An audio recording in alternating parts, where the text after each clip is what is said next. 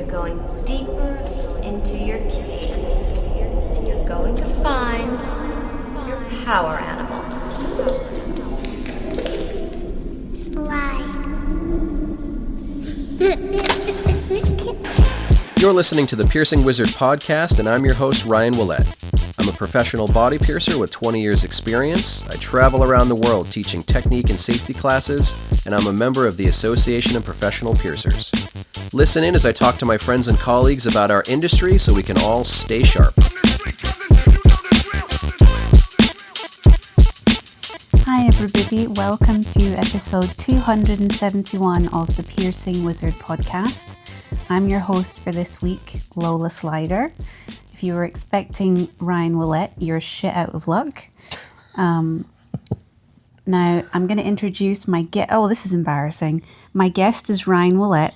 Hi. Do you want to go ahead and introduce yourself? My name is Ryan Willett. I am a body piercer from the Northeast U.S., and I make a podcast called the Piercing Wizard All right, podcast that's enough. So, why, you might ask, am I interviewing Ryan Willett for the Piercing Wizard podcast? Isn't that a little bit self-indulgent? Well, yes, it is, and I'm going to tell you why. Because this week we have a big celebration, a big milestone behind the scenes of the Piercing Wizard podcast, and that's the 25th anniversary, 25 years of Precision Body Arts being open this week, which is a really big deal. Despite my flippancy, it really is. So this week, I'm going to be interviewing Ryan, and we're going to be talking about the last 25 years, really, and, what got him to this point and some of the ins and outs of having a studio for that long. Many of the people listening to this won't have been alive when Precision Body Arts was opened. So I think that this is going to be a really fun episode for people that want an insight into business longevity, or that maybe just want to know some of the behind the scenes antics that's gone on in the world of Precision Body Arts. Before we get into that though, I just want to mention a new video that's coming up for the Patreon subscribers at patreon.com/RyanPBA. We have a new video that's about to be launched, and I can definitely remember which one that is. But just for fun, I'm going to have Ryan say which one it is, even though I definitely know. You definitely do. You definitely also know that it already published last week. That was a test, Mm-hmm. and I passed the totally test. Did. It's about vertical bridge. Surface piercings. Yep. I was really happy with it because I don't get to do surface piercings that often these days, and especially that piercing, vertical bridge surface piercings. Like, I can remember more than once doing those in my career and not nailing it. I'm really satisfied that I can do better surface piercings now, 25 years into a studio. But I had two people come in for vertical bridge surface piercings last summer. Got to record both. So I have two different examples showing a punch and needle method, which is a method that I'll credit to Luis Garcia, and it made a really big impact for piercings that are on like slightly more dense tissue, like more difficult to do just wound shaping with a blade needle alone. You know what I'm talking about? Like that texture of like the forehead where... I used to do punch and taper. Yeah. Which is similar. Yeah. I did punch and taper. And like now, like I would probably do punch and taper on like a sternum. But for the forehead, I thought that punch and needle was the best method. And that's definitely something that I picked up off of Luis. So new video on it. It's a little over 20 minutes long, two different examples. It shows marking and like all the different facial expressions I have people make to judge what location on the forehead would give them the best viability. And then, I show the piercings and talk about some extra stuff, marking and all that. And we have another video which is going to be publishing soon. You sound like an expert on my message calendar. Yeah, it's going to be soon. I can't say exactly when, but in the in the near future. Sometime before the end of the universe. Yeah, before the heat death of the universe, we'll be publishing a video. I say we. Ryan will be publishing a video of a pair of lower lip piercings that I did at Precision a couple of months ago with some expert narration from yours truly. So run, don't walk towards that. Yeah. So like to bring it back towards the conversation about the shop, like sometimes people might not realize that my screen name and handle, like everywhere, Ryan PBA. PBA is my shop, Precision Body Arts, and I just call it PBA. I think a lot of people around here just call it PBA, and different jewelry manufacturers just refer to it like that, but pretty generic name. Yeah, I thought it stood for peanut butter is awesome. It is. Yeah. Yeah. Well, you can see why I made the connection. Mm-hmm. Did I ever tell you what my first pick for a shop name was forever ago? You did, but I can't remember. Arkham. Arkham. Like Arkham Asylum. Yeah. From Batman. Yeah. Aww. That was my original idea, was to name it Arkham, but I thought that was a little too, like, I think in 2025 that would be cool. I mean, if you didn't get sued for it by Warner Brothers, but in 2000 that was an era where people were like, around here the shop names are very aggressive. I don't want to say any of them for obvious reasons, but a lot of the shop names around here are very aggressive, like bro shop names.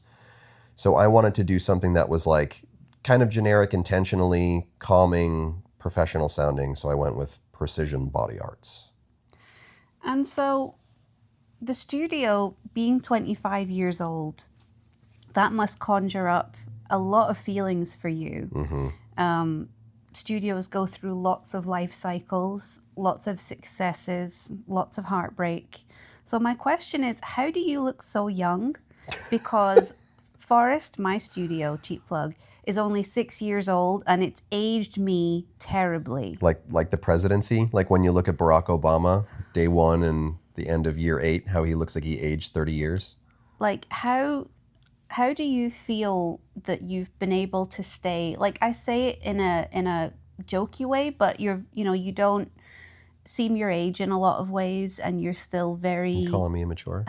like active and energetic. Not that 46 is that Spry. old, I'm but spry. yeah, you don't seem like someone who's been carrying the weight of a business for 25 years. Yeah. Why do you feel that is? So I'll give like a jokey answer, an honest answer, and then something in the middle. The jokey answer is I moisturize and I have the love of a beautiful younger woman, so I can sap your youth like I'm a vampire. Is that what's been happening? Yeah, basically. No, I think honestly a big part of it is I never drank when I was younger, so I think that's made a big difference. I didn't have my first drink of alcohol until I was 30. So I think that probably made a big impact, like professionally, but also like physically on me. I think, well, okay, so I feel just as stressed and anxious and miserable and depressed, but also sometimes happy, like running a business that's the spirit. as everybody. I don't know, like I feel very happy when there are successes, when there are like failures. I try not to dwell on them. I mean, I totally do, but I also have a terrible memory. So, within a week or so, it's like it never happened. And so I apologize if I'm repeating myself to the people listening, but I just really want to stress how long ago 25 years ago was culturally. This is before social media. This is before most people had internet access. This is before most people had cell phones. So culturally, this is a very, very different time. And I'm fascinated to know what you think 18-year-old Ryan would think about walking into 25-year-old Precision Body Arts. Like, if 18-year-old Ryan walked into 46-year-old Ryan's studio, what do you think he would think? Do you think he would like it? Do you think he would dislike it? I mean, aside from the fact that inflation would make his head explode, what do you think he would feel about it? So it's going to be kind of impossible to have a vanity episode where I talk about my business without having some egotistical moments. So we might as well just start getting some of them out of the way. Like Side eye. side eye. To be fair, like when I started my studio, it wasn't anything close to what I have now. So I think with that much of a scale, it would have kind of blown my mind as a kid. I don't think I ever expected to be anything. Like I didn't grow up having a dream of being a body piercer. I was just a teenager that liked piercing, and I've always been the type of person, like only child, spent a lot of time by myself growing up in like a really rural area, and just if I wanted to do something or make something or whatever, like I'd do it myself. So that's kind of where it came from. So like 18-year-old Ryan wasn't planning on having a 25-year-old piercing shop. 18-year-old Ryan was just like, I want to get piercings. There's nowhere I want to go, so I might as well learn to do it myself for myself. So I don't know. I would like to think that 18-year-old Ryan would think that 46-year-old Ryan was cool in some way, but I don't know. I guess we'd have to go back in time and ask him. Can I say one other thing with like the scale of time that you brought up? Mm-hmm. When I started piercing, when I opened my shop, it was because I worked for somebody, their shop went out of business, and like as their business was going out of business, more and more things got shut off. The heat got shut off. The phone got shut off. So when I was piercing, I had to give people a business card with my pager number on it. And when people wanted to get pierced, I would have to, because I didn't have an active phone, because the shop owner just let it get shut off. I had to walk down to the bus station and call people back on a payphone and set up an appointment for them to come in and get pierced. So that was your office. Well, that was because it was before cell phones. That was years before I even had a cell phone. I had a pager, and I had to like call people back on a payphone. And so, we can go into it. We don't have to go into it, but I mentioned obviously there's been success and there's also been heartbreak. Am I right in thinking that in the 25 years you've had 4 apprentices? So it's a little bit murky as far as the exact number goes, but I would say like, my first apprentice was Adam Aries. Mm-hmm. Some people in the piercing industry knew him as Zid. Yeah. I had Aaron Foster as an apprentice. I had Evan Quino as an apprentice, and I had Rob Seifert as an apprentice. So that's 4 official apprentices. Yeah. There were 1 or 2 hopefuls kind of mixed in there that never really got to the point where they were officially an apprentice. But there were a couple of people that were like prospective apprentices that didn't really get there. And so it's difficult in a way to look back over those 25 years and think about all that stuff and not feel a big mixture of emotions. Mm-hmm. I know that there are people listening that might not know Adam and Rob subsequently have passed away. And I would like to kind of, of course, acknowledge that, but break away a little bit from the sadness that brings up. And I was wondering if there was maybe a story that you like about Adam or about Rob that makes you smile or makes you laugh. Is there something that comes to mind when you think of them that sparks joy for you? Yes. So if you had a conversation like this with me, probably before Rob passed away or before COVID, like it would have been, I could have talked about it with a lot more joy in my heart. Like now I'm just basically trying to not cry a little bit, but thinking about like the joy stuff of it, there's always been a big lineage for me. Like people who work in my studio were, I usually prefer them to be trained by someone who has worked the job for a while. Like it's like I train people obviously, but it's a lineage thing. Like, Lily, who's doing the counter and sterilization now, was trained by the people who were doing the counter and the sterilization before her. And then, one day she'll train somebody else and people kind of move up the chain in my studio. And if I look back into this enormous lineage, this person was trained by this person who was trained by this person, all the way back to Adam was really the first person that I really looked at as like, this is someone I'll train and teach.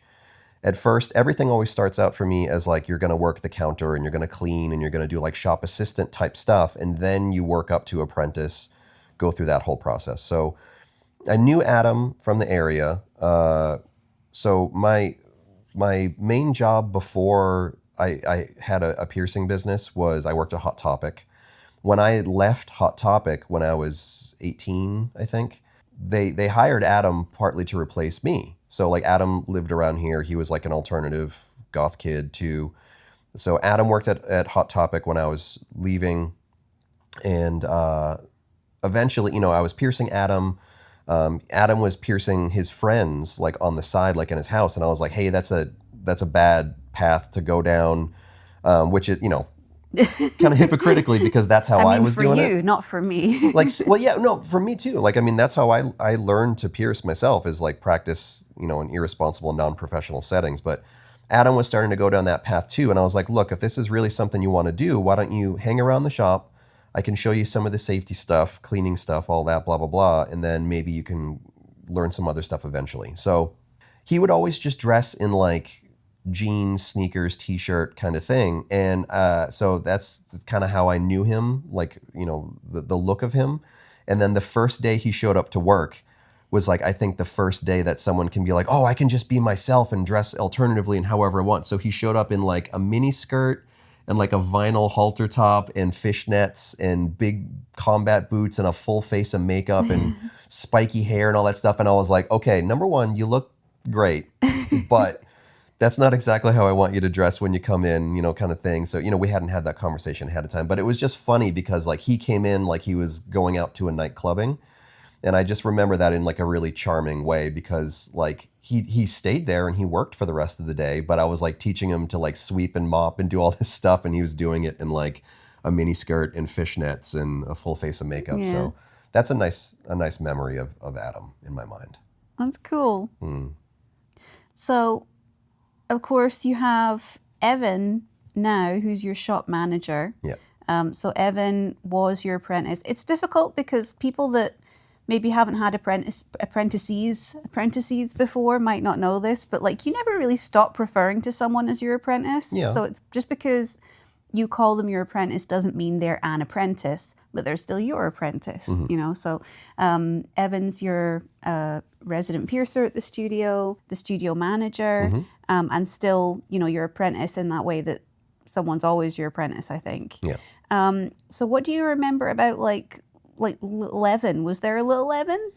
There was, but like, again, my memory is so bad that it's kind of like murky in my mind. So for a long time, I think the statute of limitations has passed to the point where I can say I used to just pay counter staff under the table, cash under the table, like 20 years ago, because it wasn't this official role. It was like, we just need someone to like empty the trash, answer the phone, sweep the floor a couple hours a day. And really just like on our busiest days, like it was like, come in on Saturday and just help me keep order in a way. So lots of people did that role years back. And a lot of times it was just regulars, customers that we liked, friends, stuff like that. They would just hang out and help with the desk every now and then. And Evan's wife, Brittany, was in that role for a while. She was in getting tattooed all the time and just kind of hanging out.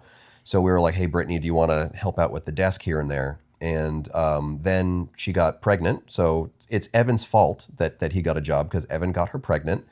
And so she was basically like, well, look, I can't work the counter anymore, but I think boyfriend at the time, I don't know if they were engaged or not yet, would like to maybe take over. Would that be cool? So it was like, yeah, sure. Because we also knew Evan. Evan was also a regular. So Evan basically took over when Brittany got pregnant. And then, I mean, you've met Evan, his personality. He's like very quiet. He's very quiet, but like the number one word I would say for Evan is like dependable. Like he's a really fast learner, but he does everything just the way you want. Like he learns it really well. And then that like once Evan is trained for something, you never have to second guess it. So it took off really well. We've worked together for over 10 years now at this point. And I literally don't know what I would do without him. I would probably have closed the shop. After Rob died, I probably would have closed the shop if it wasn't for Evan. So So yeah, like he's a really important part of the shop. It's funny how sometimes there are times in our lives when we can look at businesses like they're this living, breathing thing. Like I remember when I used to work for someone else, you start to look at the business like it's got eyes and teeth. You know, it's like it's this thing. But as I've gotten older, I don't know if it's the same for you, but now as someone who owns a business, I don't even see the business. I just see the people in it. Yeah. Like for me, the business is the people that are in it, that are operating it, because it's like without them, it's kind of irrelevant. It's just walls and doors and floor. Yeah. Like it's funny how your mind shift changes, because when you're younger and you're in an environment where you feel maybe not fulfilled, or a little bit paranoid, or these kind of like the studio is out to get me. You get, I don't know if you get that cartoon picture in your head of a house with eyes and teeth, but that's like kind of what I picture. And then you kind of break away from that and you're like, oh, it's just a building, and you realize that it's just the sum of everybody that's putting the work in to making it work. And that's how I see it now. Like I don't really think about the building as the business. I think about the people. If you think about a tool as an extension of your hand, like a business, the way that I want to run my business is an extension of the people that work in that business. Like you establish the physical surroundings to the point where you don't really have to think about it anymore. I mean, there's obviously like maintenance and upkeep, but like when you have it to a point where you're happy enough with the physical elements and the equipment and the whatever, then it's just all about the business becomes the personality of the people that work at the business. But in a whole, like if I think about the business, I'm not thinking about a building or a logo or something like that. Like I'm thinking about the work that Evan and Lily and you and I do. Like that's how I think of the reputation of the business, the legacy of the business, blah, blah, blah. So something else that you've done to kind of commemorate the 25th anniversary, which again is a milestone a lot of businesses will never get to. So I don't want to like undersell how big of a deal that is. You went back and recreated some t-shirts from your original logo, which a lot of people might not know is a penguin.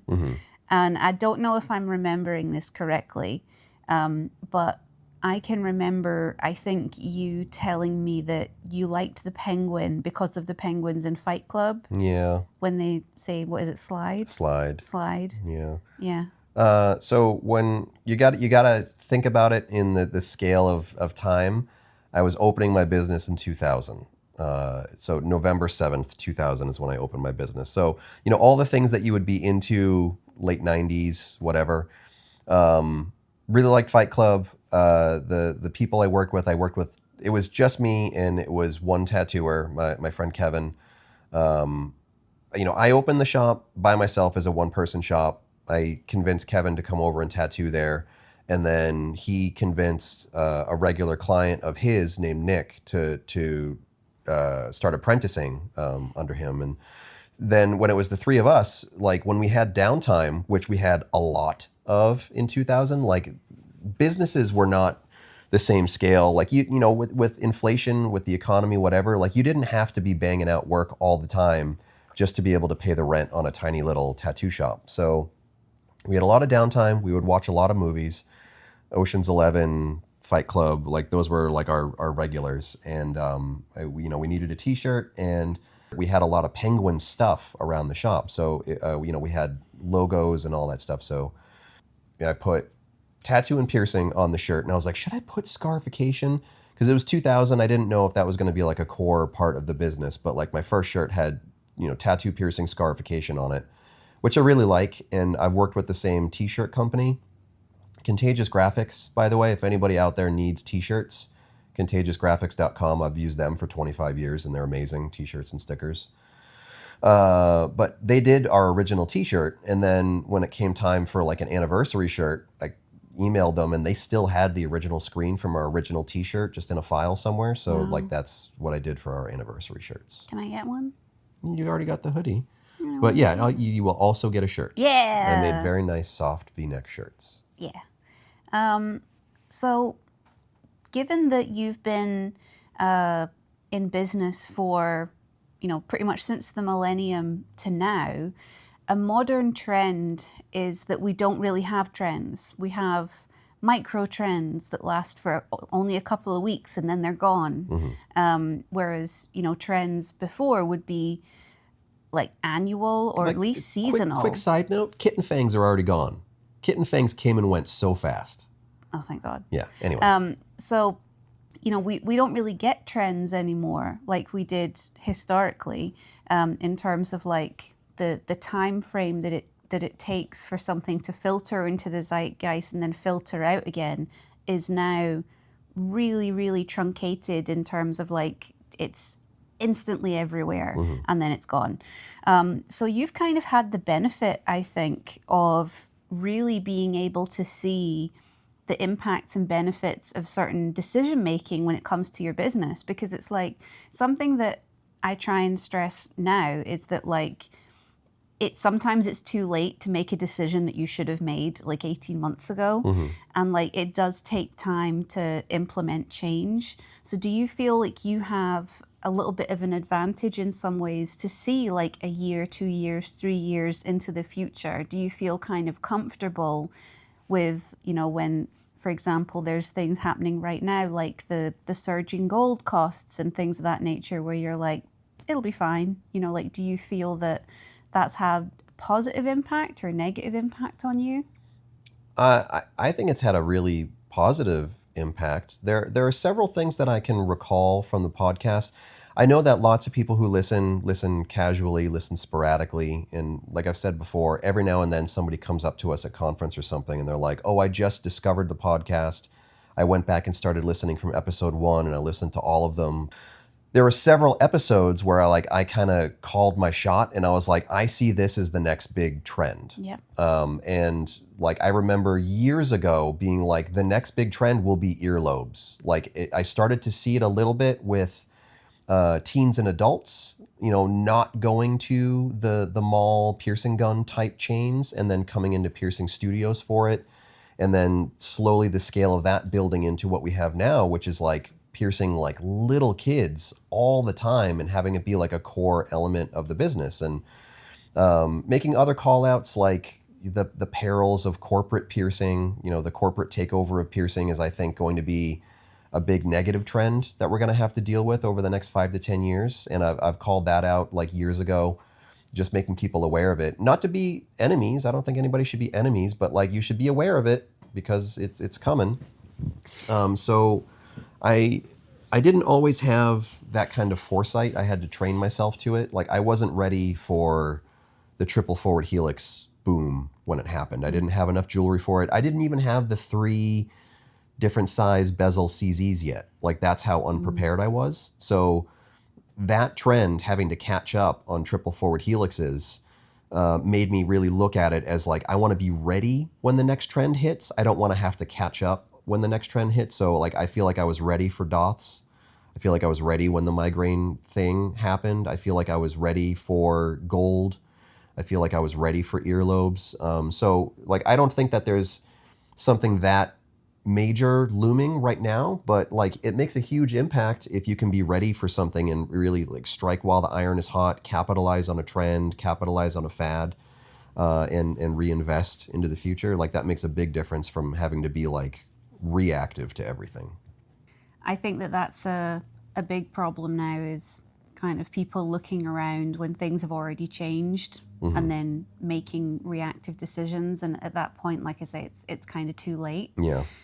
So sometimes that's the worst thing that you can do, really. Yeah, because if 10 shops are all kind of trying to build the same market instead of one shop just being ready, like you're like, come in, we can do it now. Yes, we have the jewelry for it. Like that makes a huge difference between, oh, we can order the jewelry, or we only have one option or something. Like, being able to really service the trends when they're hot makes a huge difference. So not to hijack the conversation, but I'm not really worried about the corporate piercing thing.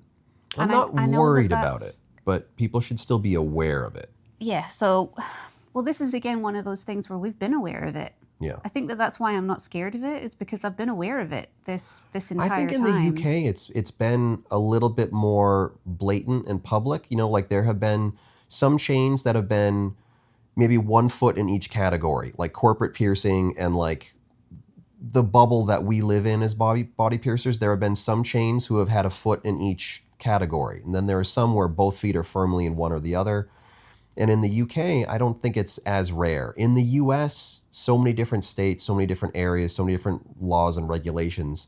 New Hampshire, we don't have a lot of corporate piercing, but they tried, like one of those big mall gun piercing chains tried to get some exemptions to be able to do needle piercing, body piercing in their existing businesses. They tried to get waivers and exemptions that luckily were shot down by legislation. But some states, some other countries, like you can see that the piercers who are maybe in the middle of a journey or earlier on in their journey, if their path might have taken them into our style of piercing studios and then grown those businesses and made more of those kinds of businesses, I think a lot of those people are, hijacked is the wrong word, but they're getting pulled away from that path and pulled into the pierce at this corporate thing. You're not really going to have a lot of mentoring or growth. You're not really going to have a lot of diversity in what you get asked to do, but you'll have a steady paycheck. And a lot of piercers are kind of skewing towards that now. And I think it's probably going to be limiting to them and to some studios in the future. Well, fuck that shit. Let's talk about something else. Okay. So you keep a lot of the kind of memories of the past lives that your studio has had in the basement, as many of us do. Yeah. Your shop basement is a treasure trove of artifacts, of jewelry that's gone by. Mm-hmm. And it's kind of cool. Like I've nosed around in your basement a little bit, and it's neat seeing the progression. And I know that you've talked a little bit in the past about like your transition through different model types of jewelry and things. Mm-hmm. But it's cool to see how much stuff you've kept and preserved, because I know that Paul King of the Body Piercing Archive talks about this a lot, is that you never think things are important when you throw them away. Like you never think to keep artifacts from your own history, because they don't seem like they matter. And I have very, very little of that kind of stuff. Yeah. Like almost nothing. So I think it's really cool that you have all of these examples of previous operating systems that the studio has been through. Do you ever kind of like examine any of those things, and do you have like fond memories, bad memories? I mean, are there any pieces of jewelry that aren't great that you think, I really liked that, I don't, I'm a pack rat, and I'm very nostalgic. The hell you say. Yeah. And it's not that I intentionally go down into the basement to mine nostalgia, but every now and then, like, it's like, oh, I know I have this thing somewhere that I need, so I have to dig around in boxes to try to find it. And digging around in boxes brings up a lot of good and a lot of bad and a lot of whatever. And I love stumbling across a box that I packed away in 2005 or 2000 whatever, and remembering like not only what I was like as a person and a piercer, but what the business was like and trends at the time. All these like little time capsules, like all these little boxes that you pack away are like little time capsules. And it's cool. I think that piercing in 2025 is way more disposable, and pun intended. I don't know that I love it, because I think a lot of people they're tight on space, so they tend to throw things away a lot. I've always had lots of storage space and whatever, so I've been really fortunate to be able to keep a lot of different generations of stuff. But like people don't have portfolios, and I don't want to have it be like all old man Ryan stuff, but I have physical portfolios of the piercings I was doing 20 years ago, and being able to look at that, it's really cool to see what I was doing at the time, and it's really cool to see what I was doing at the time, like the progression I've made, and be like, oh shit, I used to do stuff like that. So I love it. I love all of it, the good and the bad. You know, it's funny that I have my hard copy portfolios. They're one of the few things that I have from earlier on in my career. And when you open them up and kind of thumb through them, the only pages that are worn out to the point that they're practically falling out are nipple and genital pictures, because obviously everybody was looking at the nipple and genital pictures in the studio and then showing them to each other and all this stuff. Yeah. And now, I have a website, and I get like a monthly report from my website that tells me what led people to the website. And it is just always people looking for intimate piercing pictures. Yeah. That's all it is. Yeah. And it's like every imaginable way you could spell VCH piercing, like just pages. Do you think and it's like pages and 1 out of pages 100 it. are there to research a piercing that they want to Yeah, get, and the other 99 are just having a wink? You have to go so far. I mean, it could be people researching VCH Sure, piercings, totally. but I don't think that there's that many people alive that want VCH piercings compared to the amount of people that are looking at the website. It's funny how, you know, things change, but people don't really. Like the format in which people receive information changes, but what they're looking for doesn't really. Yeah. Piercing, like, so having a shop in 2000 was totally different for the vibe. Like now we try to funnel people into a booking system. You know, we still do walk-ins when we can, but we're mostly trying to funnel people into a booking system, and we're trying to funnel people towards like an FAQ page and all these different digital things to prepare them or give them information before they come in, whatever, you know. In 2000, it was just like you turned on your sign that said open, and people would just walk in, and then they'd be like, oh, what's all this then? You know, they would be browsing and hanging out and looking at things and sometimes gawking, you know, and it was a different kind of energy. It was a different kind of like, every day was a surprise in a way. And now it's like every day is pretty predictable. I'd say for the better, but yeah, so a lot of the energy was different. Having those physical portfolios out, having people flip through and be like, what the fuck is that? And be like, oh, that's scarification, you know, or like, what is this? And it's like, oh, that's a Prince Albert. So I miss having those physical portfolios. And now that we're kind of like, you know, at the 25-year mark, it's not far-fetched to think that you'll get to 30, you know, like pending some kind of, I don't know, natural disaster, God forbid, we'll be getting to 30, which is pretty exciting. That's another milestone. And I think the longer that you're in business and the longer that you do the podcast and you do events and talking engagements and stuff with instructing, sometimes, and I think this happens with people in every field as well, you fall into this rhythm of telling the same stories over and over and over again, because it's like, oh, it's your go-to when someone you don't know asks you a question, particularly more of a personal question. How did you get into piercing? Yeah, you have this like default answer that you just kind of bring up, which is kind of like here's an answer for you. And like that's, you know, nobody can help that from happening, because you can't come up with a different and creative story 50 different times over the course of a weekend. So it can get a bit repetitive. So I guess what I want to know is, what are some of the things that you feel like you maybe don't get to talk about, like things that you either aren't asked or things that you maybe haven't really felt like talking about up until this point? Like, is there anything about the experience of the past 25 years that you feel compelled to share that's maybe outside of the normal script? I think something that people don't talk about often enough in classes, lectures, podcasts, whatever, is how many times and in how many different ways I have failed miserably in those 25 years.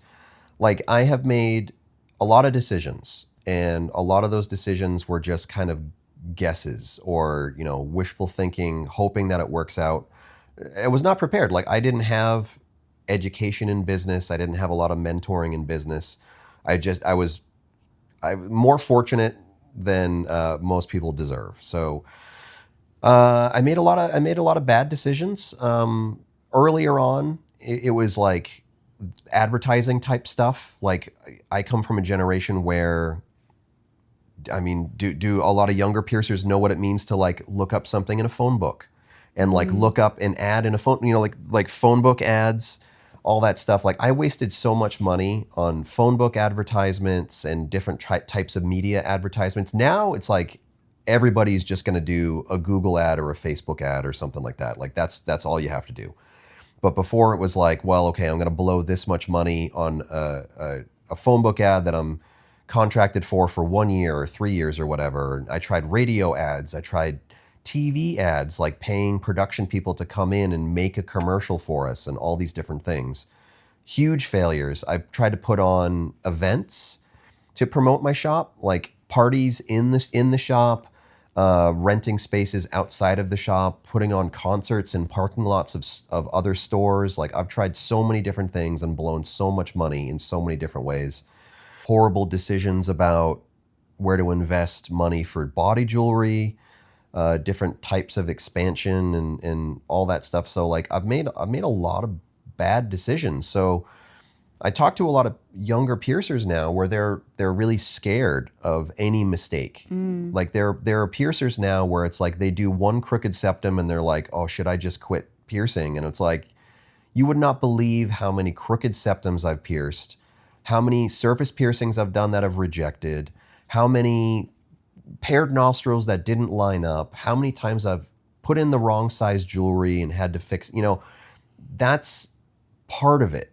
Like you have to look at it like if you want to hit 25 years as a piercer or a business owner as a whatever, it's completely unrealistic to think that you're going to be 10 out of 10 successful. Like you're going to fail. You're going to hopefully learn from those failures and hopefully you get a little bit better from it. Like I look back at my failures and I appreciate them because it made me better. You can either just fold or you can try harder the next time. But like that's something that a lot of people don't talk about is how many times you screw up to hopefully end up being successful.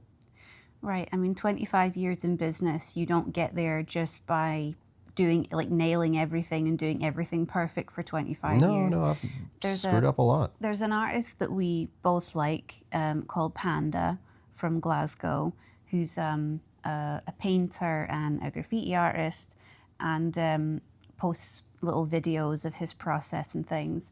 And I saw one this morning where he was talking a little bit about his creative process. And he said, one time I met a professional poker player and I was asking him about, that's interesting. Like, how do you become a professional poker player? And the guy said, well, you just have to win more than you lose. Yeah. Yeah. Yeah. So, I feel like I've won plenty of times, but I can remember lots of losses too. Yeah. Lots of them. I think it's tough as well because an advantage that people had in the early noughties, in the 90s, in the 80s is they got to fuck up in private. Mm-hmm. They got to limit the exposure of their shame. Yeah. Which you wouldn't have appreciated it at the time, not knowing anything different. But that's massively different to what it's like now as a younger person getting into piercing. When you mess up, you don't know if no one's going to know or if 1 million people are going to know, mm-hmm. because that's what social media does. It's so bad for people's mental health and well-being and self-esteem, knowing if I make this mistake, it's when you make a mistake in 1999 and maybe 4 or 5 people find out about it, it's a different burden than thinking 1 million people might find out about it. There was also a different expectation of what messing up meant. If you messed up a piercing, the 90s, the early 2000s or whatever, it was just like, well, you would just redo it. Yeah. Like, or you would do something else for the person. But like now there's this culture where if you screw up one thing, everybody points at you and says like, never give them another chance. A piercing's coming out a little crooked. Like you got to have a little bit of wiggle room to try and fail and get better. Yeah, I don't know if I trust many piercers that would say, I've never done something like this. Yeah. I think, really? You know what? So like I've been doing it long enough where, in the 2000s, there wasn't much of a review system other than word of mouth.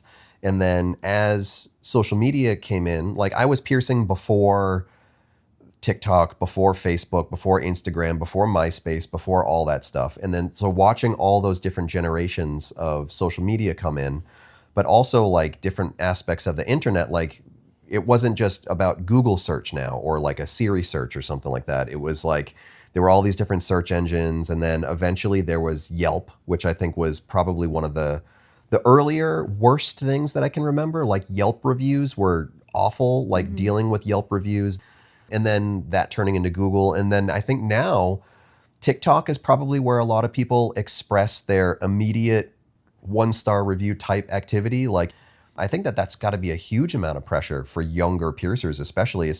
Like, I'm not on TikTok, so like I don't see it if people are saying bad stuff about me, but like I can't imagine how crushing it would be for a piercer who's just trying to get better to be like ripped apart on like TikTok these days. Like, that's got to be miserable.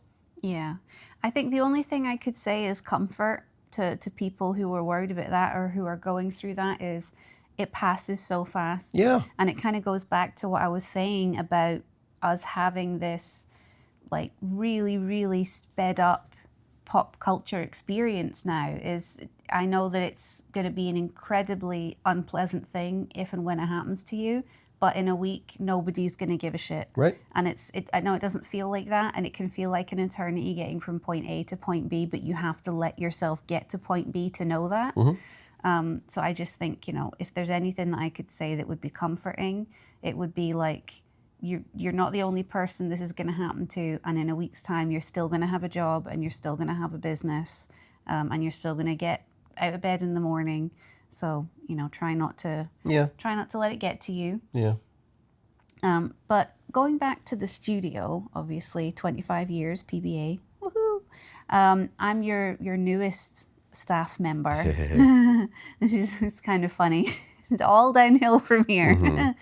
So like, thinking about that gap between 25 and 30, fingers crossed, what are some of the things that you would like to do in the next few years? Like I'm in a point in my career where I'm coasting, and I'm not ashamed. I'm not ashamed to say it. Well, it's been 25 years. Yeah, I think you're entitled I to. spent years of grinding, climbing, clawing, and scratching for everything. And at this point, like, we still put out an excellent level of product. We still care. We still work very hard. But like, I don't have the same kind of drive and motivation 25 years in as I did 5 years in.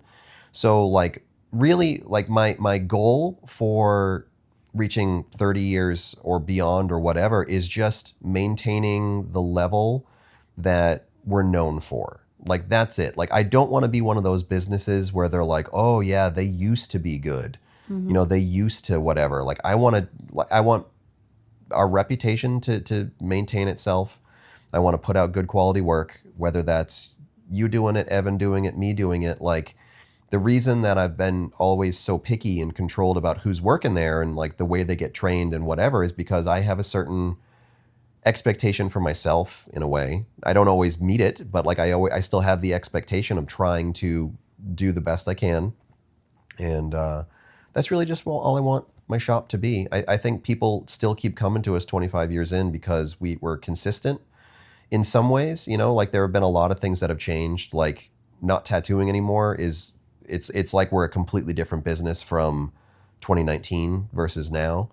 But like for piercing, I think that if people are like a lapsed client, like if we haven't pierced them in 10 years, they can still come in now and they can still get the piercing that they expect to get and like the quality. People bring their children to see you that were pierced by you 10, 15, 20 years ago. I used to pierce people who were like teens and coming in with their parents, and now they have teens that they're bringing in, which I think is it's neat. Like it does make you feel the ravages of time, but like it is cool. I know lots of piercers have pierced multiple generations of clients, but it's nice that the trust is there. Yeah. Yeah.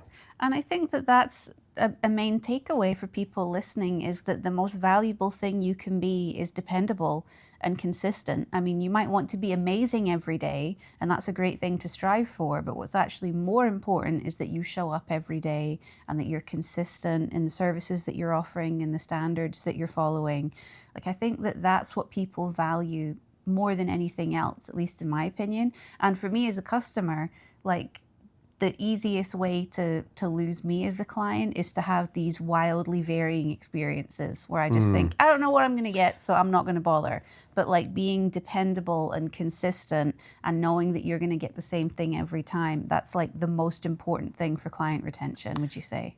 Well, when you hear, to like equate it to something else, like when you hear about cruise ships or tankers or something like that, and they talk about, well, it takes miles to just make a slight turn or to slow down or whatever, like that's the way that I like to change the business. I don't like to do these stark rebrands kind of a thing. Like it can be good to do that, you know, once every 5 years, once every 10 years, like a big, bold refresh can be great. Yeah, new logo. New logo, new coat of paint, like all that stuff is great. But it's like if you're doing that all the time, if you're like panic reacting to these little trends that come and go when you're trying to reshape and reform your business every time, that will probably start to erode some of the confidence in your business from the clients that just want consistency. So you can make changes, you can make updates. They can be big updates, but like try to like fold them into a business in a natural way, and I think you'll retain a lot more of your client base. Right. If there's something seriously wrong with the business, it's probably not the logo.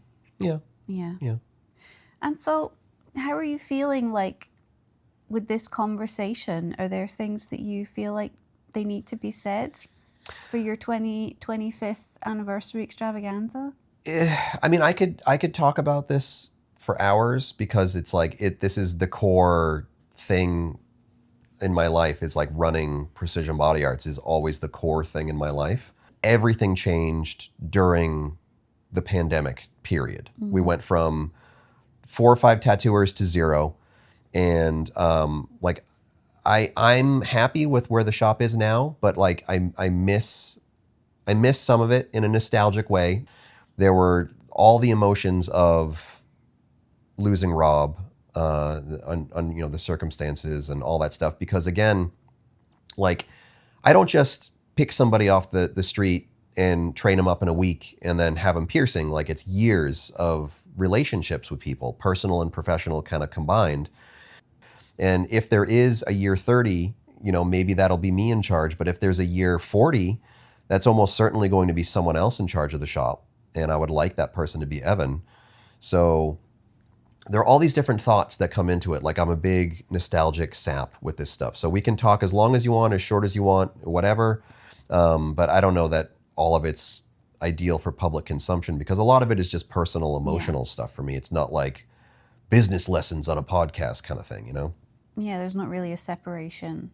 So, you know, kind of wrapping things up on the subject, 25 years, piercing business owner, no regrets? I'm full of regrets, but not ones that are so big that they keep me up at night. Good.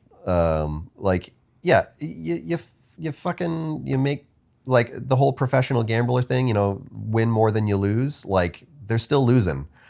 I've won more than I've lost, and I'm gonna hopefully keep that trend going. But yeah, it's been a long 25 years. Yeah. Well, I'm excited to be a late character addition to the show. You're the Poochie. I'm the Poochie. Yeah. Yeah.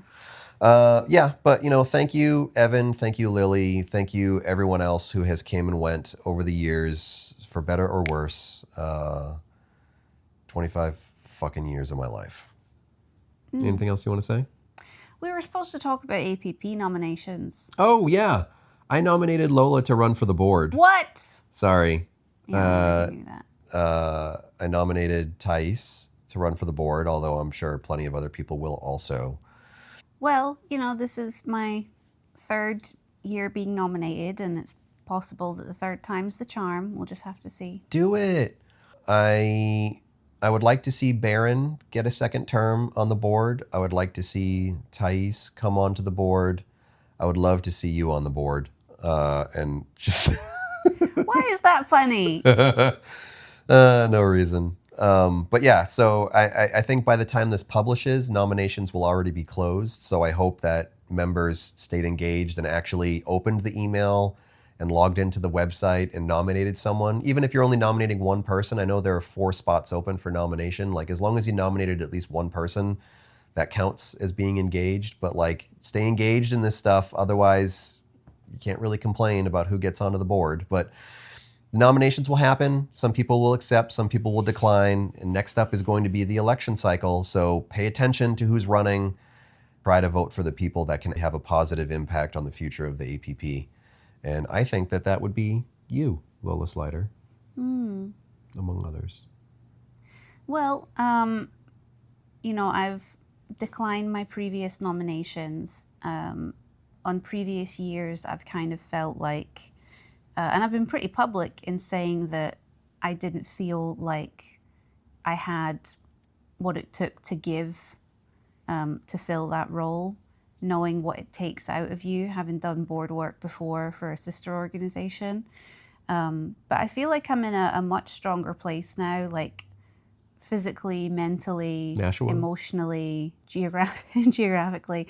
No. It's definitely the first time that like I've felt like enough of myself to feel like it's something that I can do a good job at, which is the only decision maker for me, is like, are you going to do a good job or are you going to do a bad job? Nothing else really matters. So yeah, we'll see. Yeah, well, I think you're going to do a great job. All right. So thanks for listening to me ramble. Yeah. Thanks for interviewing me for our vanity project. Yay! Do you want to sign off? I didn't really think that far ahead. Thank you for listening to the Piercing Wizard podcast. I hope that you have a very nice day today, and you drink some water. Oh, my phone is ringing. Okay, everybody. Bye-bye. Bye. For more information about the show, visit piercingwizardpodcast.com or like Piercing Wizard Podcast on Facebook.